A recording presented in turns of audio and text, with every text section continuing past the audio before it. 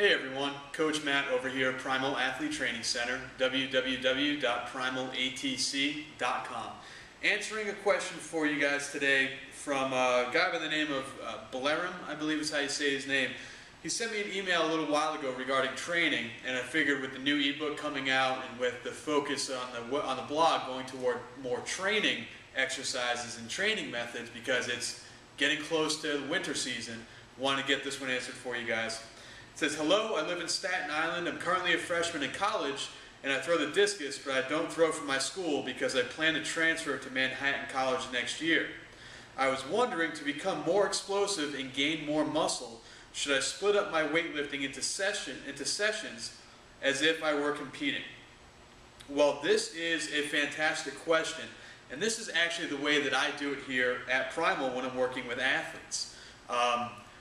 One of the toughest things to do, and one of the toughest things to get an athlete to accomplish, and to get coaches especially to get through their head, is the idea of peaking. Learning how to peak correctly, learning how to train their athletes correctly so that they have the most energy, and they have the most explosiveness, and they have the most strength at the end of the season for the big meets when it really counts. You need to learn how to get your body to be at its peak potential physically for those bigger meets at the end of the year. You want PRs at the end of the meet. At the end of the year. You don't want PRs at the very beginning of the season. You don't want them to throw a PR during the tiny little dual meet where it doesn't really count for much. So that's one of the toughest things to do, is to actually get them to peak. For that reason, I actually train my athletes during the off season to peak as well. So for example, right now we're smack dab in the middle of the fall season. It's football season, we have football games going on. Indoor track starts in about 8 weeks. So in 8 weeks, at the very beginning of indoor track, at the very end of the fall season, of the football season, I will be tapering down my athletes so that they peak correctly. Now the reason for this is pretty simple. We want their body to get used to, every 3 months or so, peaking. Every 3 months reaching their peak strength, every 3 months reaching their peak energy levels, their peak explosiveness and speed.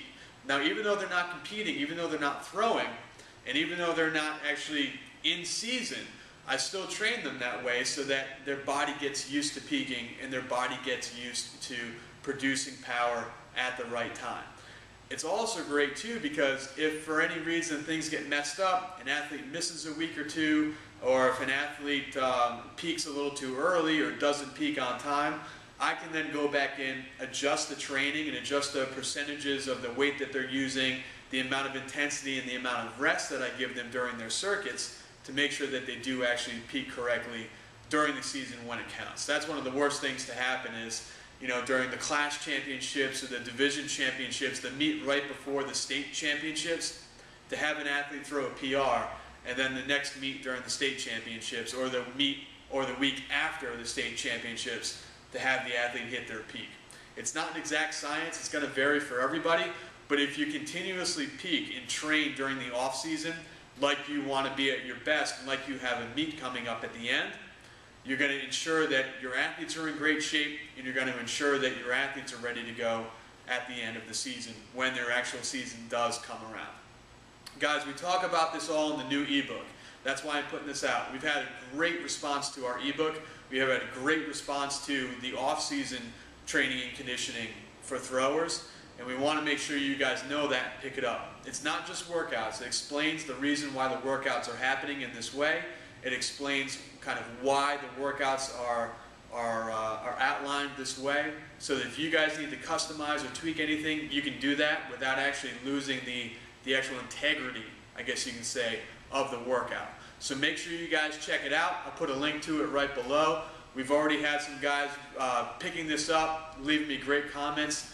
Things like it's easy to follow and understand. It's 55 pages. It's a great length book. 13 weeks of training, which it breaks down to 39 separate days of training for $37. We explain into more detail how to set up the programs. We explain when you should be doing the workouts according to where you're at right now during the season. It's all laid out in there for you. We hope you guys pick up a copy, and keep those questions coming, guys. This is when you should be really working your hardest, this is when you should be really trying to peak and get ready for the next season, which is indoor season, winter season. We want to see more questions coming from you guys on training. I love answering them. I'll make sure to get them done for you on a daily basis. Just keep sending those questions in to me. Thanks.